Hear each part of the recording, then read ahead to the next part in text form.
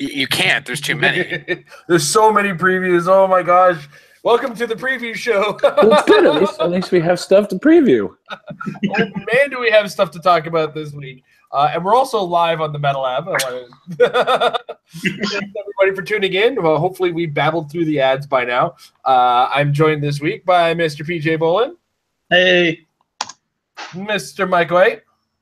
What up? And Jay. Oh, hi there. All right, we got a lot of previews to get through, so just quick recap of our weeks. How's your week been in Heroclix, PJ? Been a little lackluster again. Just I loaned out a bunch of stuff for we're attending WKOs, so waiting on everything to come back, and then gonna hit up my events this weekend. You've been at the you've been out all these tournaments in ownership, just not in physical form.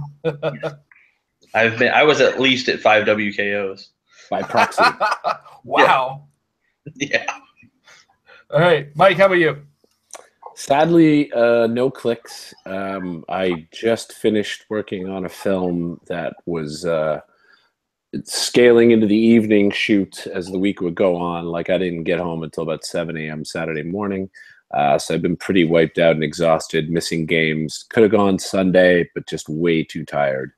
But this week, exciting. I'll get to play both Thursday and Sunday, so twice in a week. I have to admit, though, I'm a little sad because both events are sort of meta. There's a 300 modern meta next weekend, and then there's like a 500 all bets are off kind of build this Thursday. So the last time I was at 401 for that kind of Cheesezilla event, it was pretty tame, actually. Nobody brought anything really nuts.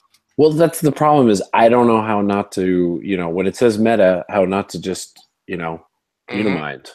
Like for this 500-point Golden Age, it's like Unimind with 5 Eternals, Rick Jones, just for some TK and busting out Pogs to be annoying, and it's cosmic themed, and yeah, anyway, I don't know what I'm gonna do, but hey, I get to play Clixed this week, so that'll be great.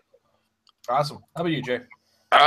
Thursday was good because I played stuff that I like, and then I played against stuff I like too, because I played Spider-Verse, which was awesome.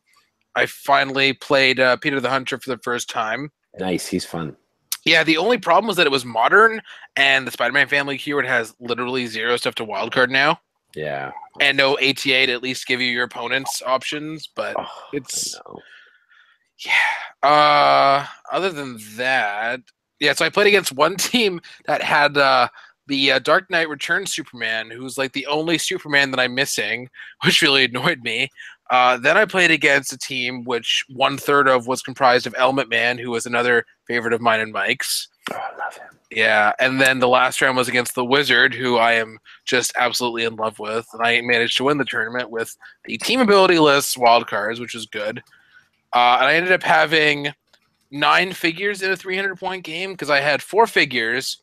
Peter the Hunter popped out 4 Pogs, and then I had the Serpent Spider-Man Pog. So It was very, very swarmy.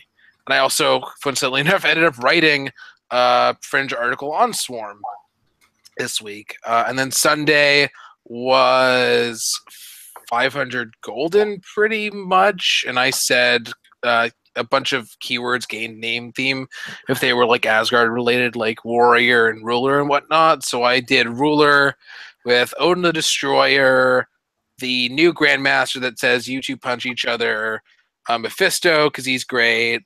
What else? The President Lex Luthor from the World's Finest Fast Forces, who was just a figure I had never played. Goblin King at 75 and some other figure I can't remember off the top of my head. And I ended up winning all those games. It was fun. Odin the Destroyer was very fun, even when he wasn't being played competitively, because somehow nobody had penetrating damage. He was just happy to reduce all damage forever. And then this coming week, I'm going to be in Michigan, which is always a good time. Awesome. Michigan's sealed, correct? Yeah, sealed Thor. I just confirmed. Ooh, sealed Thor. Yeah, I would really... thrown everywhere. It's interesting because you say that, but is constructed any better? No, obviously not. But it's more like the fear of watching someone crack that Unimind. You know? Yeah. Yeah, I heard in Rochester somebody pulled the Unimind along with 4 Eternals. Yeah. And, I did the math. And the way you could, the only way this could happen. Pull the Unimind, you get a rare Eternal in that pack as well. Then you pull Cersei, get the rare Eternal in that pack as well, and one of your 2 packs has Athena. Because you want to know what's even more unlikely than that? Pulling 1 Thor with Mjolnir. But you know what's even more unlikely than that? One person pulling 2 Thors with Mjolnir. What? Yeah, that happened at Rochester. What? they clearly mixed the bricks up. That's cool. That's cool. Oh my goodness. Yeah, That he might stuff actually. I think he only got into top 4. He didn't win. I know Ricky won without one. He won. Wow. Yeah, so- it's. Thor, when it comes to sealed, is a set of throne haters. That's a given. So like, I feel it follows the Marvel vs. Capcom 3 idea, where if everything's unbalanced, then everything is balanced. If everything's overpowered, nothing is. Yeah, no. But that said, my week has the closest thing to HeroClix I got was watching Thor Ragnarok. Oh my god! I stacked some stuff around. I moved some stuff around. I cleaned some stuff up. I have got to get out of the habit of just throwing my stuff aside when I'm done with a tournament, or putting a bunch of stuff all over the place before I go to a tournament and just taking what I'm going to go with. Because my gosh, it becomes an 8-hour job. It's still not done. It's such a nightmare. All right, but that's enough about our week in HeroClix. Let's get into what's been going down this week. And this, guys, ladies and gentlemen, this is going to be the last you see of my ugly face, so you're welcome. As we get into preview season, and we got 2 weeks till Harley Quinn and the Gotham Girls, and they've just dropped the bombshells on us. So let's get through this, starting with the Poison Ivy bombshell. She's got bombshells and scientist keywords. She's got the bombshell trait. Now, I'm not going to talk about this for every single one, but if you haven't watched an episode where we previewed these, when Poison Ivy makes an attack targeting an opposing character, give her a bombshell token. Then it also comes attached free. If she has 2 action tokens, remove 2 bombshell tokens, then make a close attack. She got special movement power in her first 3 clicks, plant power. Mind control, when Poison Ivy uses it, she has 2 targets, and after resolution, she remove up to 2 bombshell tokens to give an equal number of action tokens to her hit targets. She got some lake dial sidestep. Other than her special powers, it's a colorful dial. It's 50 points, 6 range. PJ, what are your thoughts on the bombshell Poison Ivy? She's okay. She's obviously not going to see any play in constructed meta, but for sealed, like if you pull a good amount of bombshells, that she could be a good supporting cast member. Shape change super senses is always good. Usually hard to get around in sealed, so I think she's pretty solid. All right, Mike? Yeah, pretty much the same thing. You know, I wouldn't worry about her at any kind of constructed event. She looks like she might be fun. Definitely, again, with the other bombshells, Zatanna and her will have fun. I've had a lot of fun with shape change and super senses. It saved my bacon like a million times. But you know, fun piece, but not competitive. Yep. Jay? It would be nice if it wasn't literal. If she wasn't literally useless right now competitively, because Nighthawk. I don't know. Once he retires, I might see maybe trying to make her work, because the scientist keyword isn't bad. I don't know, like mind control and in capping at the same time, even if you miss. Or wait, no, go back to the preview. What are you doing? I don't know what just happened there. Sorry, Discord happened to be on the same window. Yeah. 2 monitors, I still can't get it all organized, eh? I'm going to try and make her work, basically. Cool. Yeah, it's been said that she's a sealed greatness, and that's good because people tend to pull better than me in sealed, so if I get her, I'll use your team instead of mine. What I do like, too, is always remember the bombshell tokens are based on attacks. So she can use her plant power bombshell ability to great effect. Yeah, and that's one of those things I like when they have a character. Sorry, when they have a character with this kind of ability that has here's your standard effect. but then here's an alternative effect that uses the same resource as that. It goes a long way. Sorry, carrying on with Supergirl. Supergirl is a bombshell, Kryptonian, and a soldier.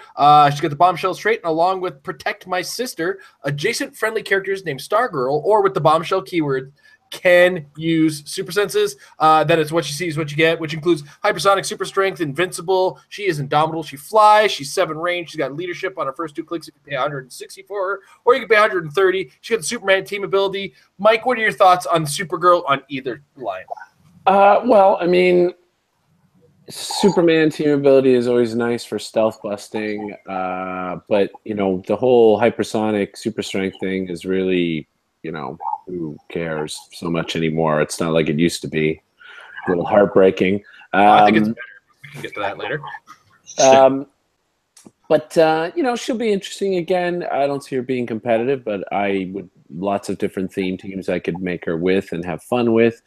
Definitely giving super senses to her friendly bombshell ladies is nice, but you know, fun piece, not competitive. All right, Jay. I wanted to say real girl, but then that does not work with the bombshell trait at all, which makes me very sad.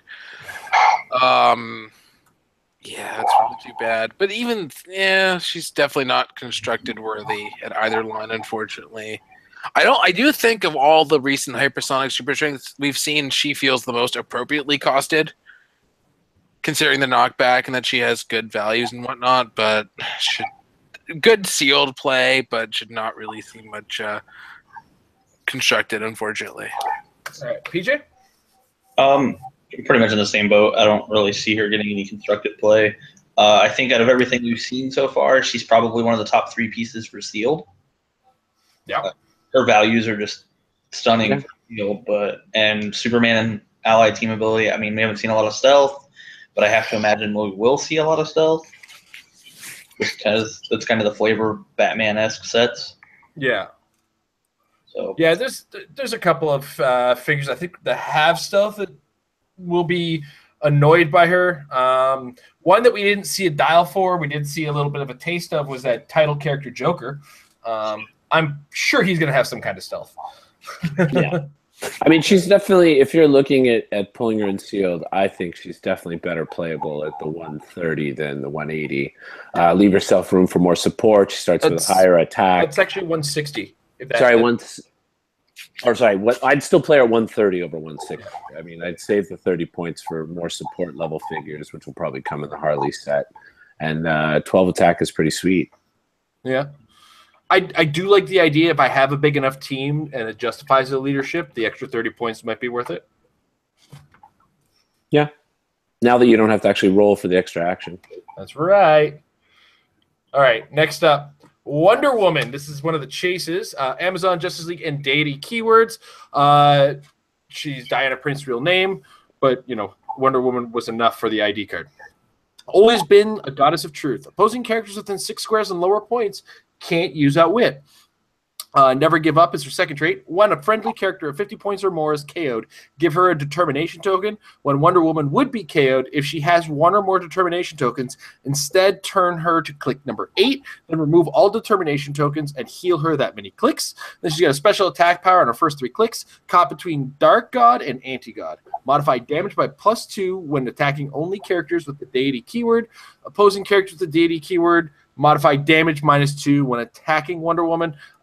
Very colorful, close combat-based style at 125 points. Indomitable. Jay, your thoughts on Wonder Woman? She's definitely relevant, if only because her ID card was already usable. So it's pretty much, maybe you save her up as a real girl, or maybe even bring her out as a ID card call during the game if you have an opposing deity. Which is unlikely, but apparently Rat King sees a lot of play locally, so she can one-shot him. Is Eternal not? No, he's a cosmic. Never mind. Carry on. Yeah, like she's already kind of automatically in there. Constructed play, I don't really think there's that many deities that are super prevalent right now, so she doesn't really justify herself that way, but who knows? All right, PJ? I think when you're looking at a piece and looking at her point cost, she's absolutely phenomenal. Like the values that you get, the dial synergy that she has, like she doesn't have any awkward power combinations anywhere on any of her clicks. Like I think she's just all around a good piece, not even just as an ID. Like obviously in the Unimind meta, Impervious doesn't really mean anything, but I think that she has potential to see main force play. Her attack power is neat, but it's not great. But I mean, 6 damage exploits on deities are always good. So I don't know. I think she's good. She'll definitely see play, like Jay said, as an ID, and I think she could see play main force. All right, Mike. In terms of main force, she's sort of right on that precipice. I could see it going either way. Because like PJ said, you know, at 125, the numbers she has are actually really good for that cost. But immediately when I saw her, I immediately thought ID card. Like, I think if you're going to see her in play, that's what's going to happen more than not. We already know that the Wonder Woman ID card has its value on its own. To call her in for an attacker like that with the 12 attack is juicy as all hell. And on top of that, really, that trait is helpful for a turn. You know, if you're in that moment and you think your opponent is about to, you know, sort of outwit a bunch of stuff or whatever on your turn, like this is another added benefit to having her on the map defensively as a call-in. So definitely in that way, she's got a lot of value. Mm-hmm. And that's one thing too. There's going to be a little bit of outwit in this set. A lot of set characters are going to be kind of clever type characters. So her in sealed, her outwit's going to shine, or her outwit cancellation is going to shine because people will play outwit nowadays. Absolutely. In sealed. And, you know, just overall well-rounded dial that doesn't take up too many of your points in the sealed environment. You're still left with 175 points to work with. It's, you know, in the current way they're making sets, it's a lot of room. So, yeah, I really like this character, and I think I can't stress enough what these guys have said about constructed play for her. So next we move to the Bombshell Harley Quinn with the Bombshell trait and a special movement power that gives her charge and the flight ability. Other than that, it's what you see is what you get on a 75-point character. PJ, you got the lead on Miss Harley Quinn, the Bombshell. I'm honestly a lot less impressed with her than I was with Poison Ivy, and that's not saying really a whole lot. 6-range charge is cool. Perplex is fine, but she's a lot of points. 75 points for a perplex is what I'm pretty much considering her. So I'm not impressed. I don't have what to say about her. Mike? Yeah, I kind of that's exactly how I was looking at her too. It's like she's kind of fun, interesting. You know, if I was playing like a 500-point you know, themey game, I'd put her on there and she'd be interesting and neat and she'd fill in her bombshell trait. But yeah, 75 points for perplex. It's way overcosted. Jake? Yeah, no thanks with those stats aside of purely for fun. Yeah. This is I am so desperate for perplex on my already terrible pulls. I might use her for that in sealed, but that's about it. Although there is the offset that she can use that flight and quake together somehow. I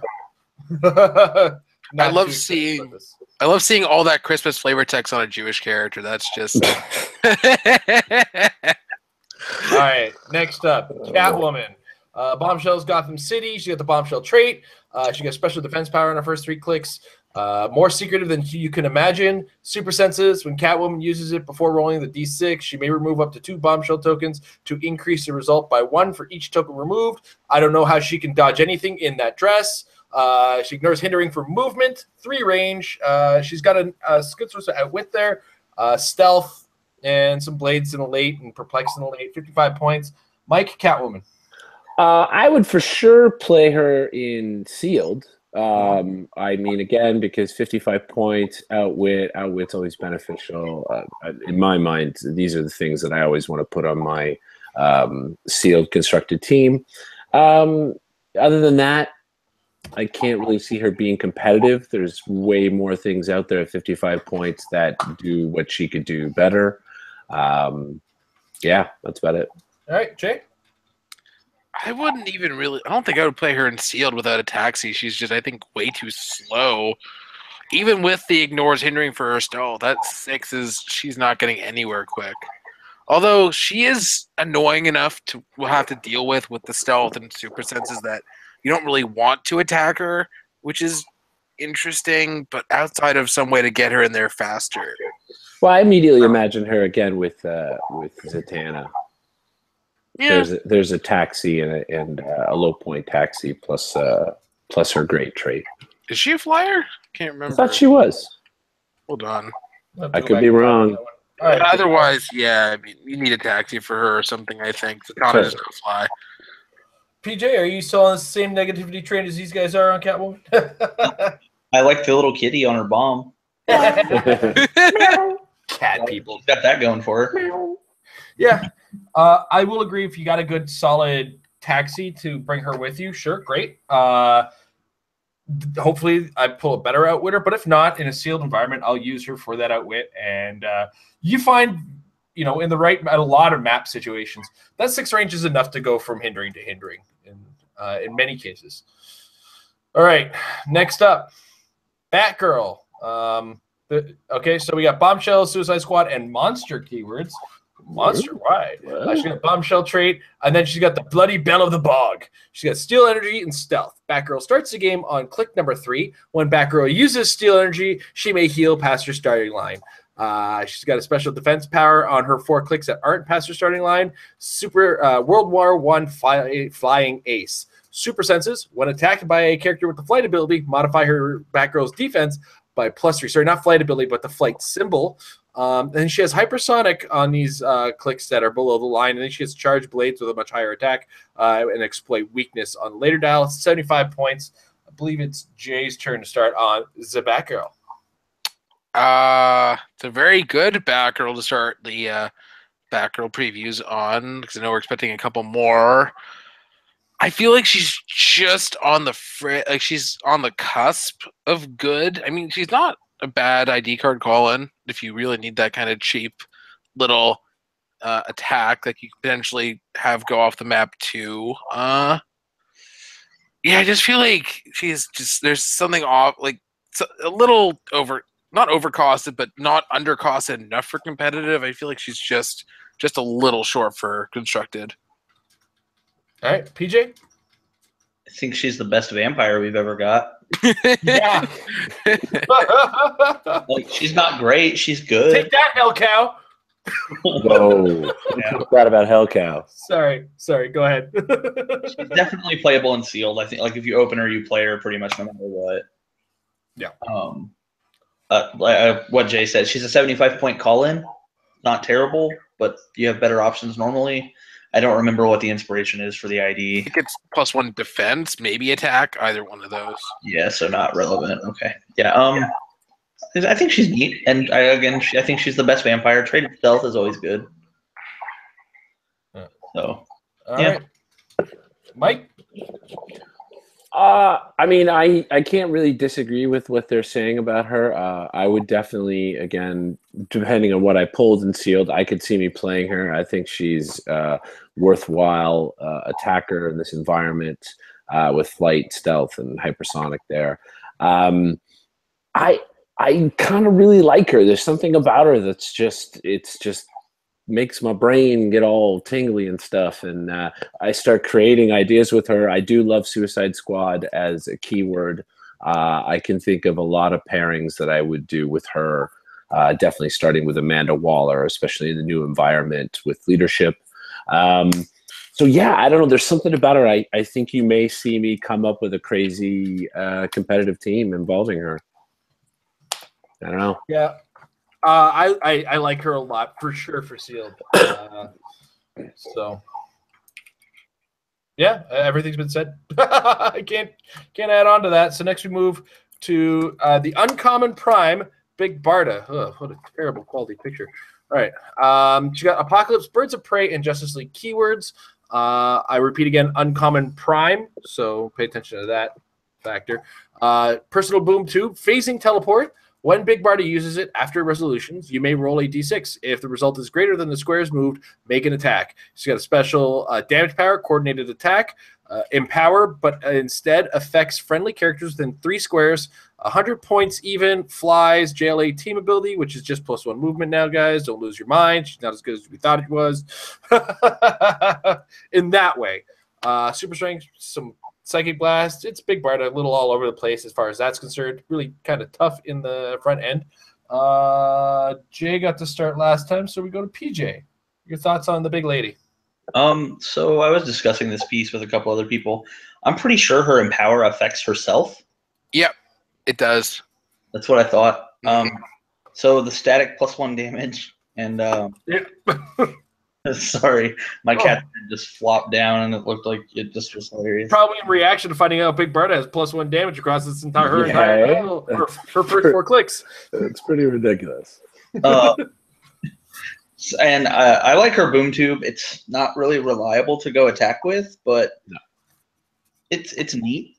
Mm-hmm. It's an interesting mechanic. She has flight, so she can carry.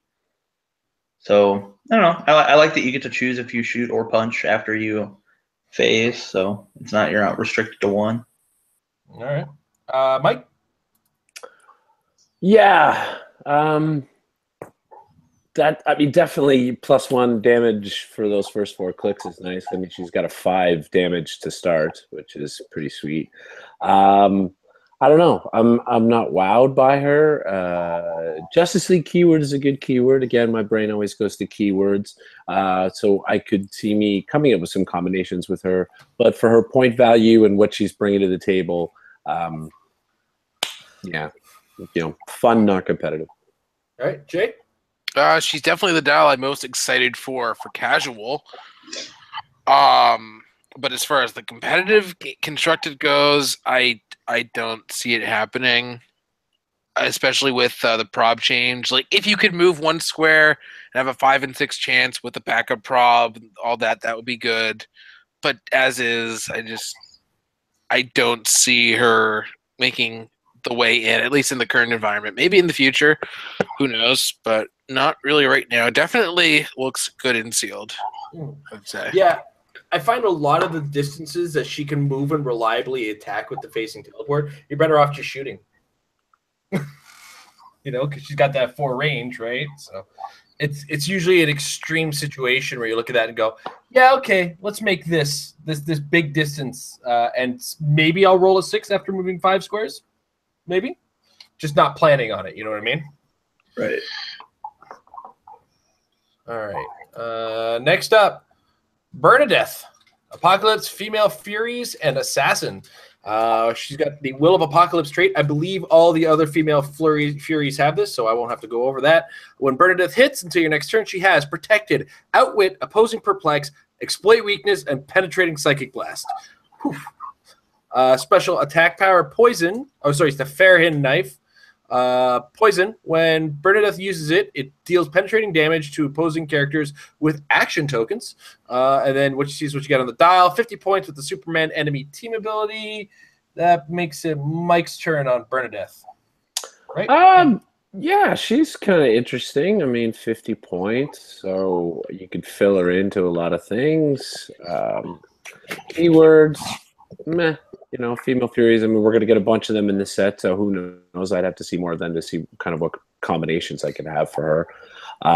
But I don't know. She's just kind of like a there piece. Like her numbers aren't staggering. Penetrating is nice, and it's going to be penetrating a lot of people because tokens end up on people pretty quickly. So I don't know. I think I really have to see what else is going to come in the set in terms of keywords to pair her with. But she's not a bad little figure for 50 points. Jake?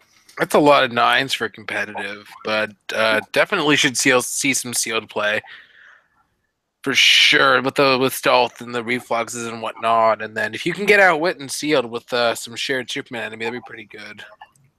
Oh, then again, this is your rarest if that's what you're pulling in sealed. See some powerhouse commons, uncommons for you to do well, unfortunately. All right, PJ? Yeah, I don't like her as a rare. Solid uncommon 50-point Superman enemy, like Jay said, it's solid. I expect to see a decent amount of Superman enemy in here. Her trait will likely not happen very often with her whopping 0 range. Stealth is good. Penetrating poison's good, but I don't know. Not impressed. Hopefully there's a Superman enemy that has flying to carry her around. Yeah. You know, using her as an outwit engine isn't necessarily a terrible thing, and she does have exploit weakness and poison to help. But I more or less see her as 50 points to give a better character outwit. And next, speaking of better characters in general, not necessarily one who's going to get outwit, but Lex Luthor, God of Apocalypse. Apocalypse, Justice League, deity, ruler, and scientist. Keyword, God of Apocalypse is his trait. Opposing characters within 6 squares and lower points can't reduce damage by more than 1. Omega Judgment is his special movement power, running shot. When Lex Luthor, God of Apocalypse, hits with a range attack, after resolution, he may use telekinesis at no cost to target a hit character. It's a special defense power that gives him Invincible and Mastermind. He ignores hindering and characters for line of fire. He comes at 250 points with a quintessence team ability. He has 8 range with outwit. Jay? This is probably one of the best figures in the set so far. If only for the real boy potential, and there is definitely some main force potential there once we lose some of the more annoying call-ins and whatnot, especially with, as we all know, Joker is the best mastermind fodder, so yeah, good luck with that. PJ? I absolutely love this guy. I will definitely main force him after we lose 5-point Nick Fury. Yeah. So until that day, he will sit on my shelf, but he will get tabled by me at least one event. Definitely on a sideline, but I will main force him at least once. Mike? Yeah, I mean, no question. ID call-in for sure at some point. I mean, look at this gross guy. He's just, oh man, and definitely real boy potential team. Why wouldn't you go for that? He's just absolutely gross. Main force, wow, 250. You know, it's a lot. It's a lot there. But I would love to try it because again, he looks like he can really dish out some damage and be difficult to deal with. So I love him a lot. Yeah, he's a gross Luthor. Yeah, we're all upgrade sealed autoplay and sealed problem, right? Oh yeah, like if I pulled him, I can't see me. Like, how could I not play him? Really? Yeah.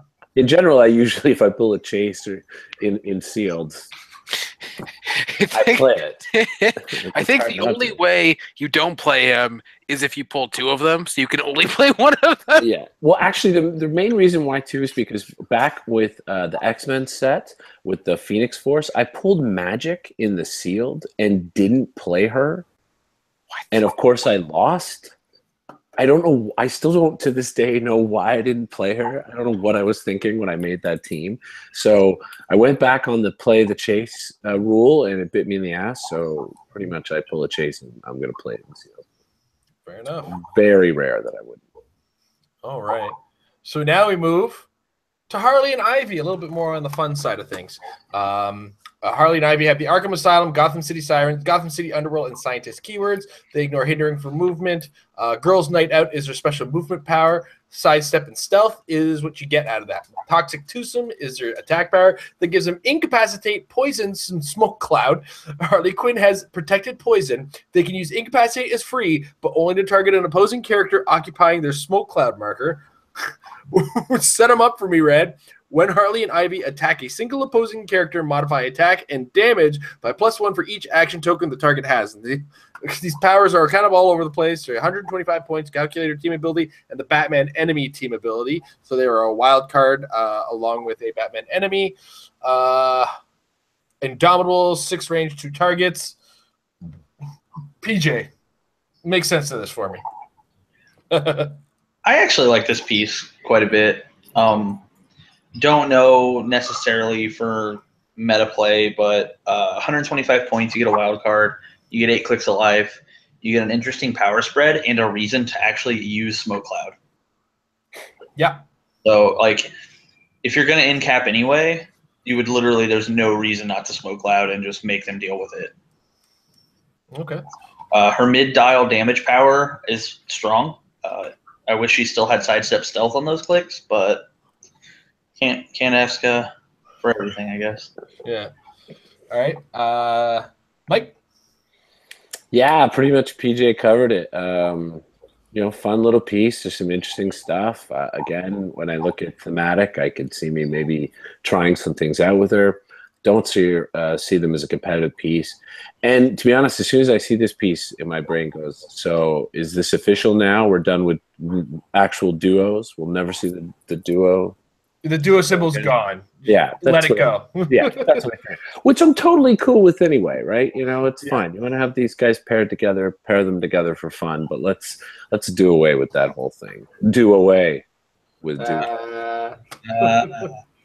This guy. So Jay? yeah.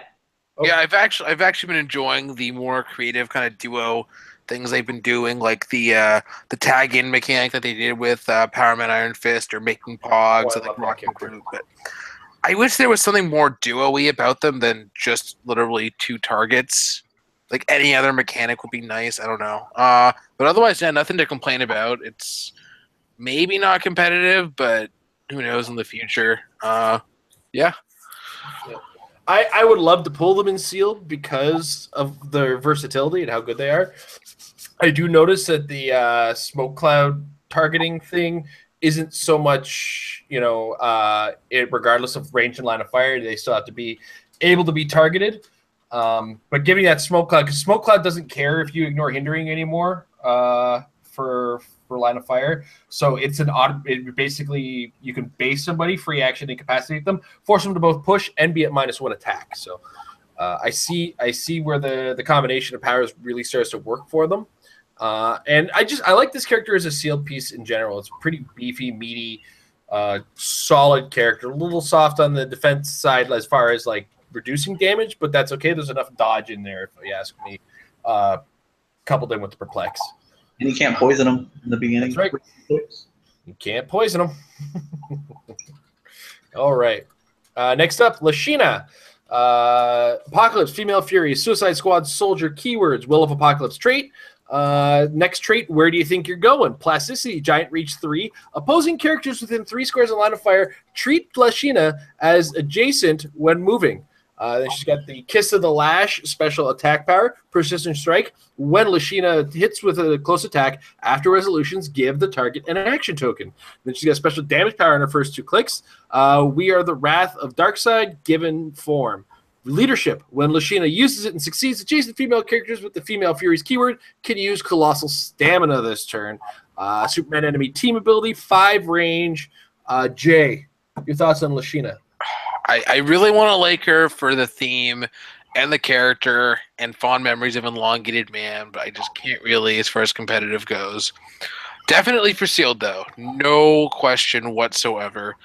This will be a great little sealed character with leadership always being good keywords for this set, Superman enemy and whatnot. So definitely a solid super rare to help contribute to your team, but not for constructed. All right, PJ? Yep, same thing. I like Superman enemy. I like it a lot in sealed. We've been touched on that quite a bit. I like the 3-range plasticity. It can create some headaches for, several different things. Handing out action tokens is never a problem. And handing out Colossal Stamina is incredibly interesting to me. I just wish it wasn't only Female Furies. Yeah. All right, Mike? I like her. I can't disagree with what they're saying. I don't necessarily think that she's a competitive piece, but I like her. I like what she does. I think she could be really interesting paired with the right combinations. And Suicide Squad, I love as a keyword. Again, I can think of lots of things I'd pair that with. And she makes me excited about more potential with these Fatal Furies. So I like her. I'm excited for her. Mm. I do like the idea of her, how everybody kind of agrees that she is gold in sealed, to say the least. And yeah, just a very great character for that purpose. Next up, Bud. Bud is one of Harley Quinn's hyenas. He's got a trait. Come here, boys. During forced construction, Bud gains the keywords of characters on the starting force named Harley Quinn. He's also traded with Sidestep, but only if a friendly character named Harley Quinn has moved this turn. And he's got a special damage power, likes to play pranks, probability control, but only during opponent's turn. Blades and super senses across the 3-click dial for 25 points. Mike, what are your thoughts on Bud? I like him. He's a fun little guy. I can see pairing him up, but you know, nothing special beyond that. All right, Jay.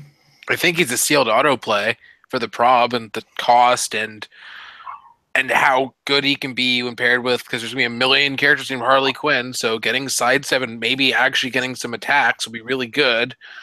And he's that prob is going to make him so annoying, but they also don't want to attack him because he's so low points and super senses. So, yeah, all around, definitely a great piece to add to your team. PJ?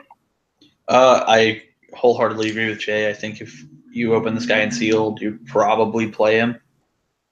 Just the 25 points for opposing turn prob is great. I love that the Hyenas actually got their own dials. Yeah. It's very exciting to me. I cannot for the life of me think of the name of the other one right now. Lou. I'm hoping then that Lou has prob, but only on your turn. It would make sense. It would be a pretty cool theme to it. I don't know, though, because the Court of Owls had the AB and they had the same dial. Who knows? Yeah. They do what WizKids does what they want. Mm-hmm. There's no consistency in an A/B thing. Let's not kid ourselves, right? Yeah. All right. Next up, Dr. Harleen Quinzel. Arkham Asylum and Scientist keywords. She's got a trait. I don't know what came over me. Friendly characters named the Joker have power. Give an adjacent friendly character named Dr. Harleen Quinzel any action at no cost. I see you're the real victim here as a special damage power on the first clicks. I see, perplex, but only to target opposing characters. Outwit, but only to target the target of her perplex's turn, and only if it's 100 points or less. Then she has a miasma of powers. She's 40 points. She starts with willpower and that special power. Then she goes to defend with support. Then she's got energy shield with enhancement. Then she's got sidestep with close combat expert. Then she's charge, exploit weakness, and she's flurry, blaze claws. Woo boy, she's a crazy one. PJ, what do you think of Dr. Harleen Quinzel? Flavor wise, I love the dial because it's like her descent into madness. It depicted in a 6-click dial. And the only thing, I think her trait is absolutely worthless. Only thing I could ever see it used for is you could use her perplex, then outwit something, and then power action a Joker to outwit something else. Maybe it's another power outwit, I guess. Well, hold on. The power, the trait is a character named the Joker can take a power action to give her any action at no cost. Yeah, I just like that's what I'm saying. I don't see any use for it within a second. Yeah.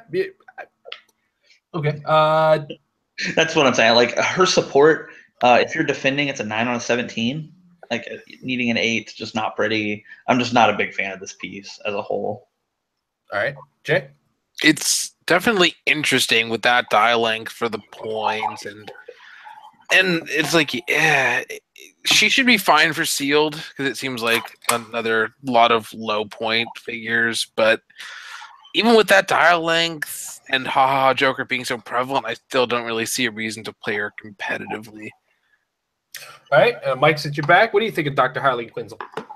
Yeah, again, can't really argue. Like, at first, she sort of seems like you want to be pairing her up and using her, but she just, I don't know, man. She's just kind of a bit of a 40-point mess. She's a hot mess, and I love it. I do like her outlook for sealed for sure with the perplex outwit combo. Could go very well. Again, you have to have a carrier, but we have already even today a few characters with flight or with the flying ability, so that could go a long way. And just I don't feel like there's a useless click on her per se. I mean, her agree with PJ, her support not the best, but it's support. It's a thing, right? And you know it's there on that second click. So, and she survives most hits and could eventually become something more threatening than she deserves to be. which is always fun. But I probably like her more than I should, to be brutally honest. All right. Next up, just Catwoman. There's not a bombshell. It's just Catwoman. Gotham City Underworld. Whip It is her trait. Giant Reach of 3. Then she's got this special trait. Now, folks, if you're just seeing this for the first time, listen to as I say this very carefully. When an opposing character would pick up an object, you may roll a d6. On a 4 to 6, place that object in Catwoman's square instead. Note, I said pick up, not equip. A lot of people are a little confused by that. You got to be aware of that. Just have a special movement power, sidestep, and stealth. She comes in at 50 points. Mediocre dial of combat stats at best. Mostly built for close combat. But, of course, that close combat is 3 scores away. Mike, what do you think of Catwoman? I love her. I love her. I love her for that trait, obviously, in this new environment with all these special objects. 50 points. And Gotham City Underworld. I mean, obviously, there's a lot of other things that you could use probably for those points. And you may end up against a team where that trait ends up being kind of useless. But I don't know, man. She just looks like fun. And Gotham City Underworld is a great keyword. So she makes me excited for that. Lex Joker duo. So anyway, just so we know, it's specifically picking up an object, not equipping an object. So special objects aren't really going to be affected by her. Well, but here's the thing, right? Well, okay, fair enough. I'm still thinking of the super strength needed in some situations for objects, holding them as opposed to being in their square. So yeah, it's not maybe as all encompassing, but I still like her, man. I think she'll be fun. I can have fun with her. All right, Jay. She's gonna be decent in sealed with those defenses and reach, and maybe you push to perplex, and then she's still got a 17, so you don't want to try and hit her with effectively 19. She should be good for local stuff with the potentially shutting down super strength. Not really competitive level outside of maybe the sealed. PJ. She would be really, really good in World's Finest Sealed. I think she's just argue with that. That's too late. I don't see. There's not going to be a lot of super strength in this set, so that trait for sealed is probably not ever going to be relevant, and if so, very minimally. But like Jay said, she has good values. I would probably still play her. 50-point sidestep stealth, pushing under perplex is good. Pretty deep dial for 50 points too. On a grand scale WKO, I think the only thing I'd be afraid of right now is the Lex Luthor. But if I'm playing in a sealed, I should be afraid of that Lex Luthor anyway. Yep. And that Supergirl is really a thing that could be a nightmare for her. But other than that, I mean, those are 2 figures of the higher rarity end. So depending on the size of your WKO, may not be an issue. So. But yeah, if you see somebody go to pick up that light object, remember this Catwoman. All right, next up, Grail. This is another one of the chases. She's an Amazon, Apocalypse, Assassin, and Deity keyword. Real name is Grail. She has a special trait, Corrupt Your Will. Whenever an opposing character within 6 squares uses willpower, after resolutions, you may heal Grail 1 click. She's got a special attack power on her last 3 clicks, Goddess of Anti-Life, Quintessence, range value of 6. At the beginning of your turn, you may deal 1 penetrating damage to all opposing characters within 6 squares, and that's underlined at the beginning of your turn. Special damage power on her last 2 clicks, empower you to destroy the anti-monitor. Perplex, when Grail uses it and targets another character, you may instead modify all the target's combat values by +2, 175 points in Indomitable Flies, and you don't see anything special towards the back end of the dial, which has been a common portion of the conversation about her. Jay, you have the floor on Grail. Oh, I wish this was a better piece. I really am not a fan of the whole start off mediocre and then get better later thing. Those last clicks are so good, but unfortunately they are not the ones she starts off with. But I mean, story-wise, that was the end of the story. I see why they made her this way. Not everything has to be competitive, but just what is here could have been so good.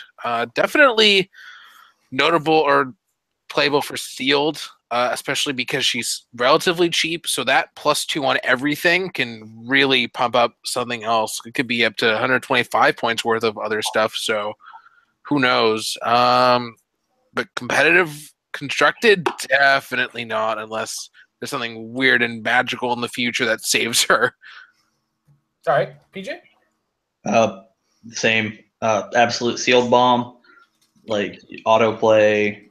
She's just, her values are too good not to play for sealed, but they're not good enough to be played in modern. Like I was saying to you guys earlier, if those white powers said stop in either one of them, automatically meta because they're not in the defense slot. But she doesn't have it, so therefore she's fun and neat. I feel like her trait is awkward because I don't really want to heal her. So I don't know. Like, she's cool. The sculpt is absolutely beautiful. Yeah, that's so pretty. Mike, anything you want to add on? No, you guys literally covered all of it. Pretty looking sculpt. If I pull it in sealed, I'll most likely play it, but that's about it. Wish there was a stop click. Yeah, and I the dressing down is appropriate as inappropriate as it is, but appropriate that she is a sealed wickedness. And also remember, guys, willpower isn't just from that purple click on the dial. Willpower includes the world of Indomitable, Quintessence, any other thing that's any of these other things that we use, and of course the power willpower. So be aware of that. But for the most part, don't plan on seeing this character outside of anything more than a fun game or a sealed game. Okay. I also just wanted to say, why would anybody ever use that mind control with a single target and no stats? Actually, because it synergizes well with her attack power, you move them close within 6. Like you make sure. I mean, they have to be within 6 anyway, but you can make sure that they stay close enough to eat that penetrating at the beginning of your next turn. Yep. Or you move that character a little bit closer for something else to hit more, because she doesn't come with precision strike. Let's say they have super senses. Let's get a precision striker to make it a 6 on the super senses. Give them the +2s to all their stats. Hit real hard, and then next turn also take a penetrating damage. You're wasting a 4 or 5 damage though. She has no printed range, so if they're not adjacent, she can't do anything but mind control. She gets a range 6 with the special power. Oh, never mind. Which always overlaps with the mind control. Yep, never mind. Yep. I'd rather just blast them. Mm-hmm. Yep. But like I said, there could be that super sense and you're a little wary of it because you're not, you're afraid of everybody else who rolls it against you. All right, guys, let's bring it down a bit. Let's talk Star Trek. We've seen the Star Trek starter. I've already heard a snicker from Jay because he's Captain Negativity. All right, we're going to start with Captain Kirk. Captain Kirk comes with the Starfleet and Soldier keyword. The Corbomite maneuver is his trait. If Captain Kirk is the only character on your force and would be KO'd, you may roll a d6. 5 to 6. Deal each opposing character 2 penetrating damage. If this KOs all opposing characters, turn Captain Kirk to click number 5 instead of KOing him. Protected. Pulse Wave. Leadership on the front. He's got 18 defense with willpower, some close combat experts, 6 range. The Starfleet team ability, which is basically the same as the Avengers and Justice League, which is +1 movement during a move. PJ, what do you think of Kirk? So a couple things. I think he's the best piece of the set of the starter. Yeah. Running shot, 11 attack, leadership, not bad. His trait is interesting. I don't think he's like unplayable. He's definitely something that you could see pop up as filler. One thing I really don't like about him, and I know this is gonna be weird, there is way too much text for the name of his normal powers. This is Captain James Kirk of the United Spaceship Enterprise. Is his running shot. Yeah, I see what you're saying. His willpower. There's no such thing as the unknown. Only things temporarily hidden, temporarily not understood. Right. I'm going to say that every time. I'll be like, well, okay, you're attacking. Well, I have this power here. And so he did exactly what I would have done. I wouldn't underestimate him again. And you have to do it all in Captain Kirk impressions. So yeah, so you're losing that little bit of time too. He's a time sink, guys. Mike, what do you think of Kirk? Yeah, you know. It's yeah. All right, Jay. The maps in the starter are good. You see, here's the thing, though.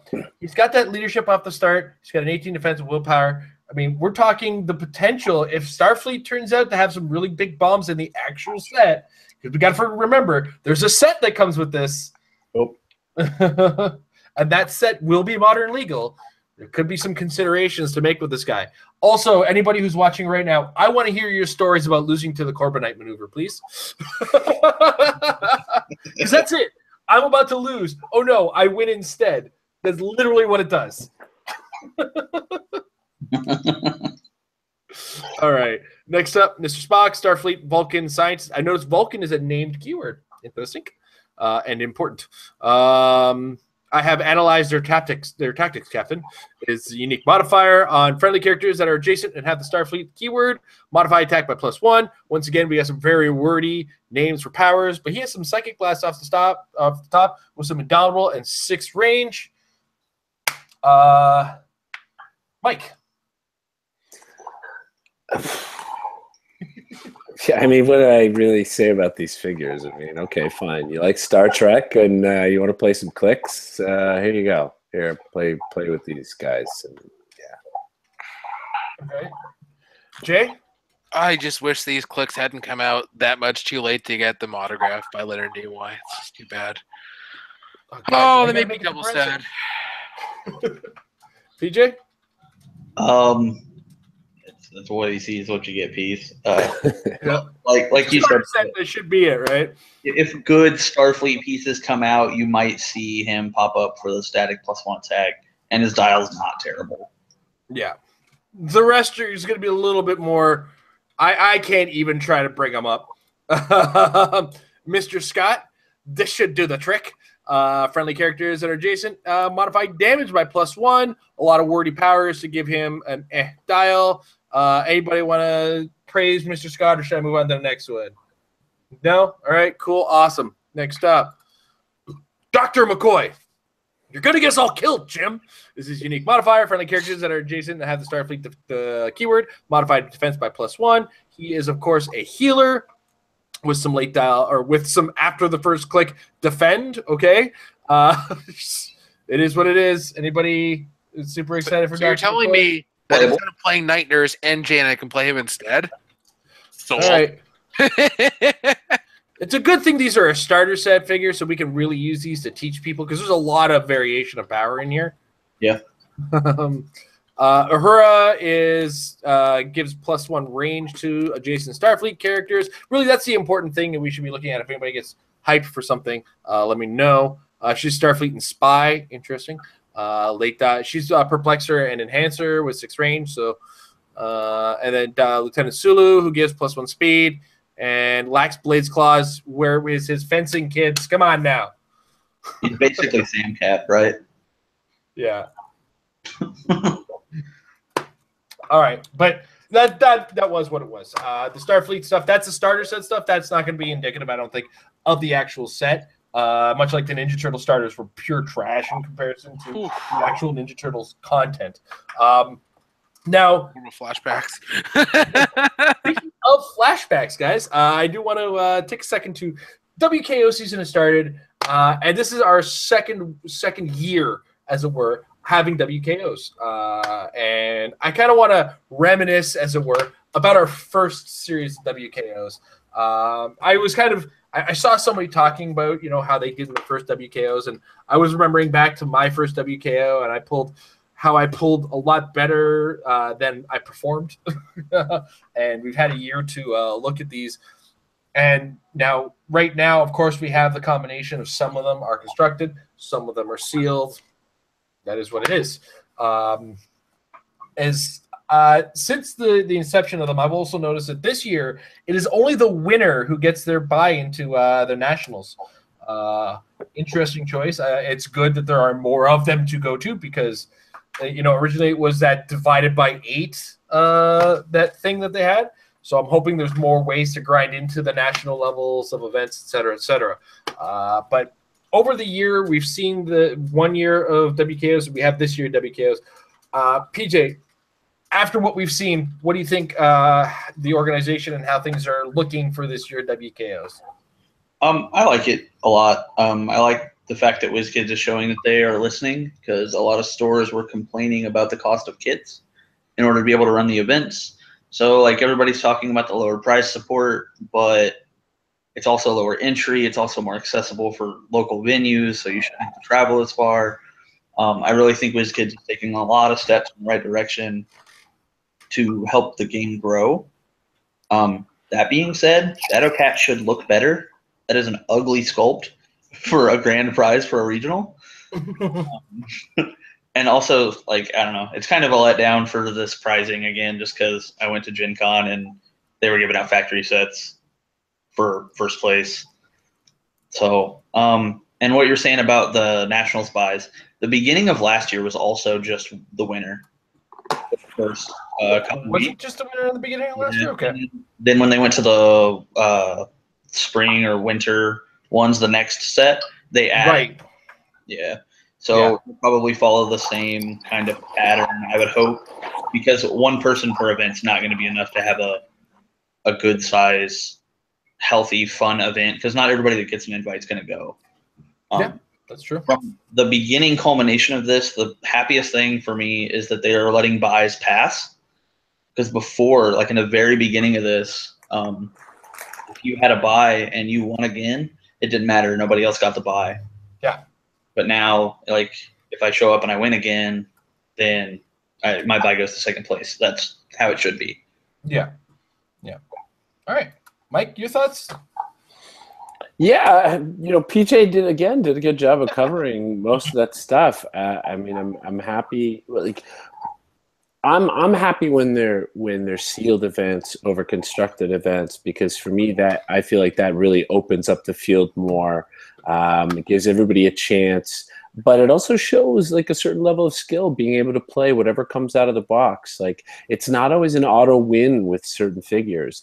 I've seen a lot of people pull stuff that look like a pile of junk, and they made something magical happen out of it. And I get way more excited about seeing that happen in Clixed than everybody sort of just following the trend and, like, just doing the math that everybody now learns and playing the same stuff, like Unimind's a Nighthawk Prime. Like, after a while, I like when you're kind of forced to think on your feet and make do with what's put in front of you. I think way more magical moments happen, so that excites me. The bypassing down, definitely much smarter idea. Like we said, the whole point is to get people to come out. So you want to have as many people having this opportunity, and that'll increase people actually showing up at the bigger events and Origins and so forth. So I like a lot of the direction I think that they're going with these WKOs. Mm-hmm. Jay? It's gonna be interesting to find out if Shadowcat or whatever is gonna be available anywhere else, or if it's gonna remain exclusive to this round, or maybe more opens in the future, or how exclusive it's actually going to end up being, because the prices are, they are very, very high. As far as the positive go, this is very good timing on starting the opens, as far as getting to use Thor, which is one of the better sets as far as just pure rarity per product, where you're going to have, maybe you're not going to win, but you're still going to most likely have some good pulls given the distribution on this set. And it's a more fun sealed set with all the bruisers and the huge things. And there's no real negative play experience figures, because, like, even Bill with his range protection doesn't matter as much because it's all close combat. So there's no negatives to running this kind of sealed right now, outside of if it makes people consider traveling less. But other than that, it should be a good time. I find for myself, it was interesting that they chose to give a separate set of prizing, things we haven't, seen before for this. I thought that was an interesting choice. The idea of allowing the venue to choose whether or not they want to run sealed or constructed. That way you don't have the venues over purchasing a bunch of product and having nobody show up if they want to just run constructed and have any number of people show up, and they could be okay with that. So it's kind of a safety net, because a lot of these stores that are running it have never run anything on this scale as far as Heroclix is concerned. Some of them may have run massive Magic tournaments, which is great. That doesn't necessarily mean you're going to immediately attract a Magic crowd. So that is one of those things that I think WizKids was smart to do, is allow that option. And given the state of competitive play right now, I am kind of okay with sealed. The set is looking a little World's Finest-y, but a little less so in the fact that I feel like there's enough characters across the rarities that I can still compete with the chases in the set. It's really just that Luther that scares the bejesus out of me. But then again, that's how big are each of these WKOs going to be. I think the one I'm going to in Elmsvale is actually capped at a certain number of people. And then, whereas I might run into more players at like 401 Games or down at Whitby, Comic Book Addiction. Both are venues I've been to, both run sizable events for WKOs, and both have in the past had a large number of people show up for these types of tournaments. So when it comes to sealed, I'm kind of playing both games in my head.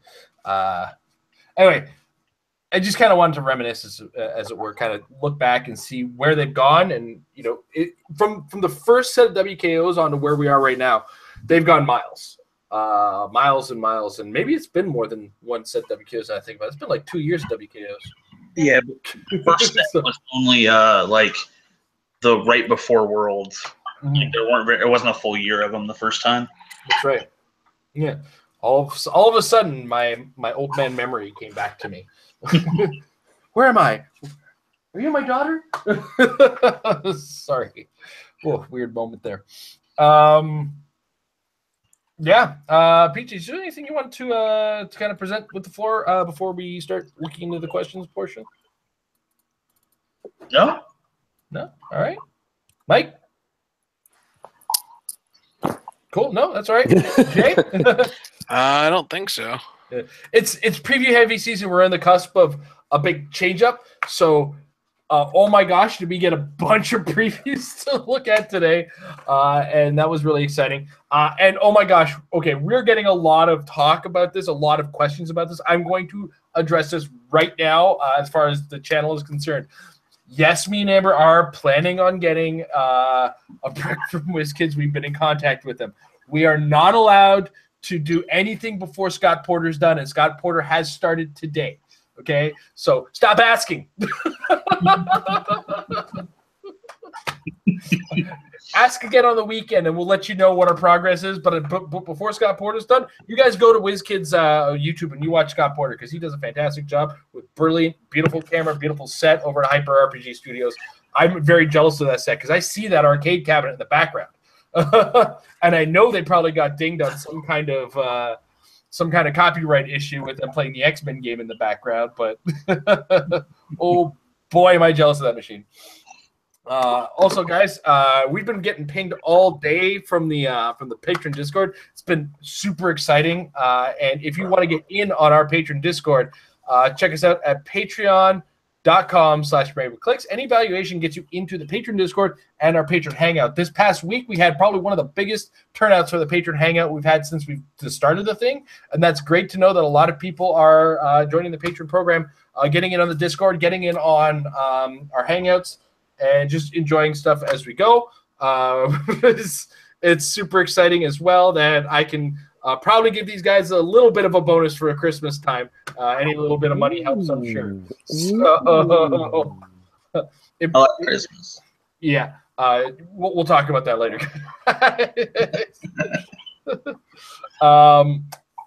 So, oh my gosh, this is what I do. I make a comment about shutting up about the questions. And of course, I was stupid enough to open up a Patreon group called Troll the Metal Lab. So the last 4 messages have been, so Jay, when is your unboxing video?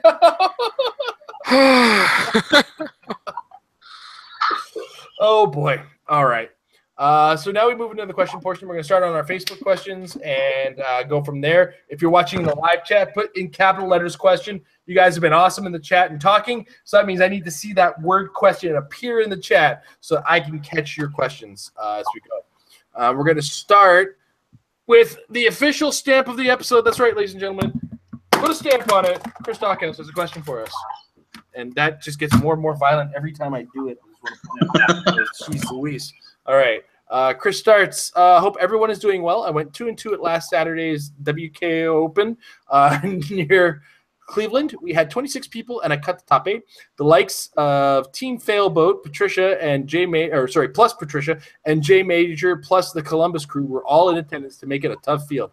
I missed the cut because I underestimated Surtur and what he could do to my Mangog with Supreme Intelligence plus Carnage / Jane Foster / Nighthawk / Pim Tank plus ID's team. It was a good time either way, and we'll hit up Michigan this Saturday for Sealed or try Constructed again in Indiana. I imagine I will see a member of the Metal Lab no matter which one I go to. All right, question time. What is the most points you've ever scored in a single 300-point ROC or WizKids Open official tournament game? Just for comparison, I scored 840 points Saturday, killed Unimind's Pop-Outs and Mistress Death 4 times. PJ, do you have a record? I scored 805 against Scott Crampton at Nationals 2 years ago. Wow. Yeah, it was Zombie Team Base and 2 call-ins. So, Mike? One real quick. More impressively, I have given up 900 points and won. in a 300-point modern game. Last man standing rules, ladies and gentlemen. Yeah. Wow. Ultron won. God, I love it. I love you, PJ. That's why I have you. This is why I keep you.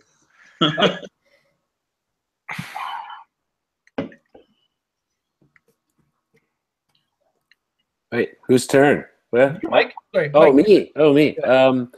Man, I'm trying to remember the exact points. I can't for the life of me remember the points, but it was around the 800 range, and much the same scenario with the Mistress Death thing recently at God, what event was that? Canada Cup. At Canada Cup, I kept. I was in that game with who was Evan? it? Evan, yes. And I just kept killing Mistress Death over and over and over and over and over and over again. I killed her at least 5 times before the game was over. And also comparable was back at Provincials, I think it was last year when I played my Trinity War Batman, Element Man, Superman Blue team, and I beat the zombie team base, and it had popped out a bunch of people. So I'd got a very huge amount of points from that. Those would probably be my 2 biggest point wins. Jay? I don't think I have anything that notable, but that's also probably because I haven't been lucky enough to play Sharif with some of his weird concoctions.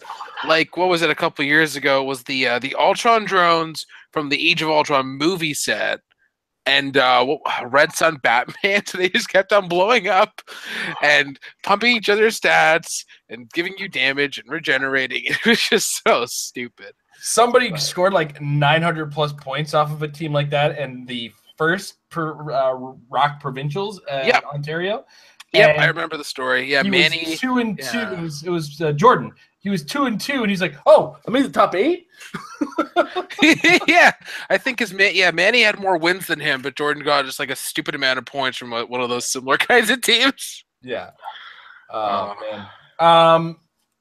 Me, I think it was actually at Rocktober in my second round match. I scored 400 or 500 points. No, I scored 740. That's what it was. I scored 740 against a Unimind. The one Unimind I was able to actually pop off. And it's so funny because I look back on the discussion we've had about Unimind and all the different strategies we can have, and I realized that my team wasn't bad. A lot of my roles were bad, and some decisions I made were a little bad, especially on my first game. So I haven't given up on not using him, but I'm pretty close to using him. But On the plus side, I don't have constructed around my corner very much.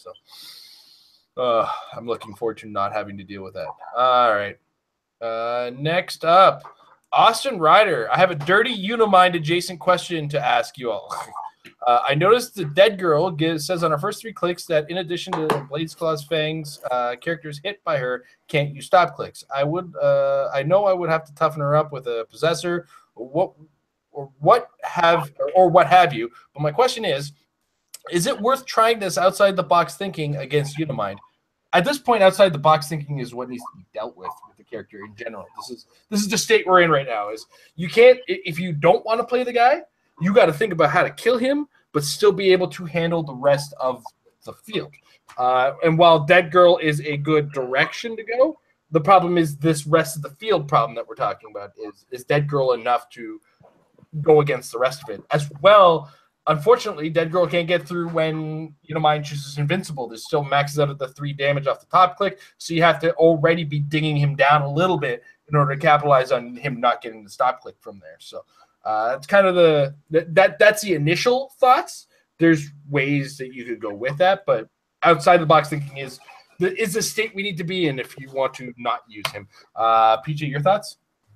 Pretty much exactly what you said, to an extent. One of the things I tell a lot of people, like when they send me builds that are specifically to counter one thing, I'm like, it's great if you counter that, but what happens if you don't play that? Like, can you win against any other team? And if the answer is, well, I'm going to have trouble with it, then you shouldn't be playing it. Like, it would be nice to counter what you expect a lot of the meta to be, but you can't base your whole build around one particular build, or then luck will have it that you will never play against it once. So while, like you said, it's the right direction, you should be thinking out of the box, I don't think she's the right way to go outside the said box. I think that's the wrong box to climb in. I think main force Green Arrow is better. Mike? Yeah, I mean, how can you argue with that? It's exactly that. You do need to think outside of the box. You do need to look at a lot of figures out there and what they potentially have that could harm Unimind or prevent him from playing his game. But if you can't face the other stuff that's out there, well, it's way too situational to be taking that kind of a chance. So I like that you're thinking of those type of things, and definitely stuff to ignore stop clicks is a good direction to be looking at. But like PJ mentioned, that Green Arrow chase is a way better option than Dead Girl. Okay. Yeah, I always like out of the box, fringy thinking, and of course, ecstatics characters are always good to play sometimes, but not in this particular case. Because she's already 75. Once you pump her up with something that's 100 points, it's not great. Unfortunately, there's an answer there, but yeah, that's not really it. Unfortunately. All right. So there's a little bit of thoughts.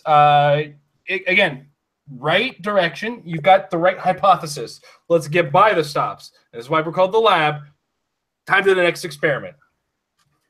The next experiment, of course, being the Green Arrow. But Green Arrow's at the chase level. A lot of times this conversation is, I don't have X big expensive piece. How can I work around that? So Blades is definitely a conversation worth looking into, because just throwing dice at things sometimes is the only answer you can come up with. And getting as much flurry blades as you can out there, or as many blades attacks, or just attacks in general, really go a long way. I think that's part of the conversation we had last week or the week before. Yep. Yeah. All right. Next up, George Himes. With ID cards making a comeback in the new X-Men set, do you foresee a teleporter-esque resource coming as well? Cerebro, maybe? Or how about a Blackbird jet a la the Quinjet? Okay, here's the thing. Based on design trends, and this is going to be my little, I guess, my rant, as it were. Based on design flow, if they make another set of resources, it would be the wrong direction. We've been drifting away from resources for a while, and if we get rid of the teleporter and the Quinjet, and we're forced to not have ID cards as part of a resource, or just not be allowed to have extra things beyond the fact, that would be fantastic. But if we get an a la Quinjet kind of thing out of the Blackbird, or whatever, the Cerebro being another teleporter, you're really just having history repeat itself. And I think game design moving forward, keep what's good about those things, the ID cards, get rid of what's wrong with them, which is giving us too many things and then making something that's too powerful that's going to dominate the game. But again, when it comes to competitive play, we're going to find what's going to dominate. And then it's, we just need an environment where what's dominating isn't so strong and we can get our way around it. I was really jealous after watching Magic Pro Tour this weekend and seeing how the top 8, all the decks listed under each player was a different name of a deck. I mean, I'm sure they all had Walking Ballista, but that's neither here nor there. That's a Magic joke for those of you who don't get that. PJ, what are your thoughts on the matter? I'm kind of up in the air, I guess. You keep hitting all the points, so it's really kind of hard to add to anything. And you're allowed to disagree if you disagree. No, I really don't, honestly. I just really don't have anything to add on this one. Sadly, yeah. Mike? Yeah. I mean, I've kind of been bothered by resources for a while. It's a lot of stuff that's off the map, and I hate when there's that much stuff off the map. Again, old school selling was always, Heroclix, the game that's all taking place right there in front of you. It's tough because they've kind of created this environment. Like, I don't know, retiring those things out would be great. I'd love to see resources go away and get back to a little bit more of what's happening on the map. I don't think it's going to happen anytime soon. I think, they're a business more than anything else, and they've got to sell products, so they've got to come up with lots of different ways to sell product. I mean, it's the same reason why Colossals all of a sudden had Colossal Retaliation, because nobody gave a crap about super boosters. No one really wanted them. Every once in a while, there'd maybe be one interesting figure. So WizKid's like, well, no, man, we want to make them and sell them, so we want people to buy them. Here you go. So I think we're going to get more resources. I think it's inevitable that we're going to get a Cerebro or a Danger Room or something as our X-Men ID card call-in thing, because the Avengers Roundtable got retired. I won't be surprised. Yeah, I'm a little sad about some aspects of this game. It's part of why I was actually more excited for Modern Limited until I saw the madness that was 400-point Unimind Evil. Yeah. That was a warning sign. It was almost unavoidable. Jay? Wow, Jay. Poignant points, I'm sure, but I think we lost your mic. No more ID card competitive play encouragement, please. Why? What is actually wrong with the ID cards as far as a selling point for WizKids and allowing me to use more of my collection? Nailed it. I agree with that. No. ID cards are wonderful for the game, I think. You're going to argue with me and PJ on the same stream about being allowed to use as many figures as possible. But it's not as many. It's not as many. It's the same pool of 3 of them. Well, when we lose things like the Shield level 7, we move into the X-Men realm of things. There's not going to be multifaceted X-Men cards. That's one thing they've already recognized that they've got to stop, right? That's what you think. They're getting rid of the real name thing. Sure, there might be some X-Men that will be great, but let's be brutally honest. In a career and a long-term design of X-Men, there's always been the ability to basically one-shot whatever X-Men you can possibly ID card out. X-Men have a history of softness. But the thing with ID cards is that any ID card-based strategy becomes a negative play experience for the other player. The Quinjet is not fun to play against because you have the ridiculous army of nonsense. If you're running roundtable turning tech, it's either a million bystanders or something that... Are you agreeing with me? I'm agreeing with you in great detail because this point needs to be hammered home. So it's either, ha Joker or whatever stupid nonsense. Turns the table. It doesn't even matter when you get killed, or you give up 15 points for a Retaliator, as PJ well knows. You get that King Thor out and you didn't give up anything really, or you play Lex Luthor as George did, or you play my equivalent now, which is the Joker, which is basically I'm going to pump out all these AD cards and you can't touch me, which is also a negative play experience. So just no more AD card deck. But then we're just going to find the negative play experience without the ID cards, right? Yeah. No, there's no counters to things. But what Jason said about being able to use your collection, it's 100% the best thing about ID cards. I'm taking a 9-figure sideline to every event I go to with one of those figures that I would ever actually play on main force. And I got to stress this as well when it comes to competitive play. We travel, right? You know what feels like the biggest waste of time is going to a tournament way off in the distance with 4 pieces. That's just obnoxious. Like, I'm bringing 4 things to a tournament. The tournament's big. I should have more with me. And I'm more encouraged to bring more things with me. And, at the same time, sometimes my figure that I like doesn't fall into competitive play. And wow, we've turned this into the ID card debate. And I think we all agree that we like the ID cards itself. It's just the things that may give us more are the problem. Are we all in agreement with that so I can stop this? Okay.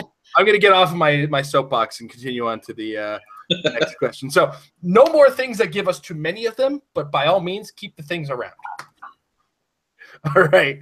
Eric D. Frank, I was just listening to a recent podcast, and they're talking about online rocks. Just wondering what your guys' thoughts were on this and how viable you think this format would be. I know they ran some test events with this, and I know that they limit the number of players. You have to find I believe it's the ROC Online Tournaments Facebook, PJ. Yeah, I need to see the exact name of the group. You know what? If PJ can find me the group, give me the link in the chat. I will put it in the description below so you guys can find out more information on their Facebook page and get more of the details. Because honestly, I haven't. This is a kind of time investment that I haven't had, unfortunately, because a lot of times when I plan a tournament, it's I'm going to a tournament months in advance, right? I that's when I know I'm going to them. So this kind of thing is if the pickup goes, stay in the house kind of thing. It's not really for me, but PJ has sent me the group, and I will get it in the description below for sure with more details on it. PJ, if you got any details to share, by all means.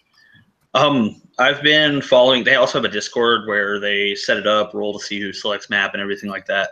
I'm in the Discord, and I've been kind of following along. It seems to be going pretty smoothly. Right now, it's still super experimental. They want to get everything hashed out before they just start running events and have no idea what's going on. So they've been using Roll20, and it's an excellent program. There was actually a video by Majestics of me and Paris playing against each other on Roll20. If you guys kind of want to see it, it would be on their YouTube channel. Just to kind of get a little look-see on what the appearance will be. But they have been limiting it to like 8 or 16 players because they do have to have judges that are available to jump into the videos of each game to make rulings and answer questions. So it's a little harder to do when you're not all in a room together. Mm-hmm.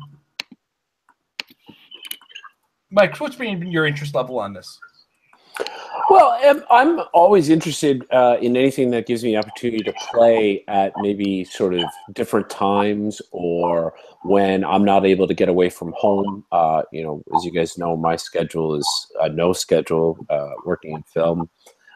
So I know back when there was Heroclix Online, I always wanted to be playing it. Just unfortunately, they never had it for Mac, so I couldn't do it. So yeah, I'm excited about the potential for it. I'd like to see how it all works out. I saw some of the listings recently when I was on AC Realms talking about what the tournaments were. So I'll definitely be checking it out and see how it functions and hoping to try it out myself. Cool. Jay? I've played some Roll20 whatnot, so there's definitely some potential there as long as it's well run. I haven't been that interested myself, but I'm sure in the future I will try at least once. Looks fun to try and get some serious playing online. Awesome. All right. I think that's all the questions we have on Facebook. Awesome. We do. That's right. All right. And then we move to the chat. And I think I only saw one actually in there. Holy moly. Okay, I got another question on the chat there. If you saw the black and red Lantern Harley from the Scott Porter preview, what were your thoughts? Oh, geez. That showed up at work, and I started watching some of it, and I kind of missed out on it. So anybody got a quick rundown? PJ, you got a quick rundown of the black and... Yes, I do. So it is the Black Lantern and Red Lantern Harley Quinn. The sculpt is positively beautiful. It's a 200-point piece, though. It starts out with a gold dial. It has hypersonic poison, impervious, perplex. It has the typical Black Lantern stuff dies. I heal. I hit you. I heal. Steal energy from range or close. She's neat. She's just way overcosted. Absolute sealed terror. But I'm screen sharing it right now, actually. There we go. Yeah, there she is. Oh, jeez. All right, I gotta kind of maximize my window. All right. Well, I like those. I like the colorfulness of the first two clips. Yeah, it's all good power. Yeah, it's so many points. Yeah, that's wow. That's a lot of points, man. I do love that they're sticking with this the Red Lantern poison, though. I do love that. Should be traded, but whatever. Her move power is really neat, but I don't know how often you really use that with a 3 damage. If Harley Quinn has no action tokens, choose an adjacent opposing character of 150 balance or less. Both players roll a d6 and add the character's printed damage to the result. If your final result is greater, you may place that opposing character anywhere on the map and deal it 1 penetrating damage. Otherwise, that opponent may place Harley Quinn into an adjacent square and deal her 100 point. That's just funny. Or, if you really need a Lex Luthor the hell out of the way. Oh, it's going to be 150 points or less. Never mind. I'm going to shut up now. Throwing people into the Bifrost, though. Oh, boy. Take 1 penetrating and 1 unavoidable. What? Yeah, it's neat. I think she's a really cool piece. Obviously, you definitely play her in sealed, right? You can't not play that. No, I can't. I don't know, though. She loses movement attack really fast. But then she goes into the super fun power, so you're definitely going to have a good time. Mm. All right. Looks like it's about it for the chat. So I want to thank my friends PJ, Mike, and Jay for joining me today. You guys were very insightful with regards to our previews. There were a lot of previews to deal with today. So I want to thank everybody for joining us and listening to us ramble on about that. The set comes out not next week, but the week after, if I remember correctly. Hold on. Let me just make sure. November 15th. It is next Wednesday. So we will have our episode before that. And then after that, the episode after that, we'll try to do a full sealed breakdown. Or I'll tell you guys how terribly I did at the 2 WKOs I'm playing on that weekend. Because on the 18th, I'm going to be in Elmsvale at Jack's on Queen. And, we'll see how that goes. And then on the Sunday, I'm going to be at 401 Games, again, for more sealed KO action. So you better bring me a birthday present or you're getting DQ'd. I think my wife's birthday on that weekend is a little bit more important. Ooh. Now you just buy them both a present that they can share. So it was a pound of bacon you wanted? No, wait, hold on. Pound of flesh. Oh, tell you what, I'll get you something. I'll get you something. What system do you own? Xbox One. Oh God! Oh, you poor man. That applies to you too, Mike. If you don't want to get DQ'd. What? I love having to work on my birthday. It's been great. All right. But I do want to take a minute to thank our sponsors over at hcrealms.com. Check out that website. This is where everything is happening when it comes to HeroClix. One of the most important sections of this site is the units section. Build your teams, track your collection, watch what's coming up with figures. It looks like they're on top of getting those preview figures up on their on their figure database. So keep an eye on this site. This is a great tool to track your collection, build your teams, put them all together, find a figure. It's a lot easier than sorting through your cards. Trust me on that, guys. I found that out the hard way a lot. So as well, check out the forums. This is where discussion is happening about the game. And while you're on the site, check out the shop, buy a couple things, put in the coupon code MARRIED for 10% off of your purchase. As well, we're brought to you by majesticccg.com/apex-insiders. That's the brain dump of the greats in Heroclix. PJ was just recently part of a double brain dump between himself and Kenny Pena, talking about Kenny's team that he made the top 8 of the Rocktober event with. It was very insightful as the decisions that were made about the team and things in regards to why the choices were made. So check that out. Also, Jay recently put up an article. Every so often, Patrick just kind of slaps me in the back of the head and asks me for an article. And I'll write some kind of college dissertation about something that doesn't give you an actual answer but gets you thinking, as I do. But, of course, they also have content directly on majesticccg.com that will be free content. So check that out on a regular basis. And sometimes you don't have to pay $3 a month for brain dumps, but $3 a month is often worth it. You get information and shared knowledge from some of the greats in the game and some of the greatest minds, as it were. But, of course, guys, when it comes down to it, all of this information gathering and all this conversation you got to do, it's all part of the whole thing we call practice, because practice will make your team better. Have a good night, everybody.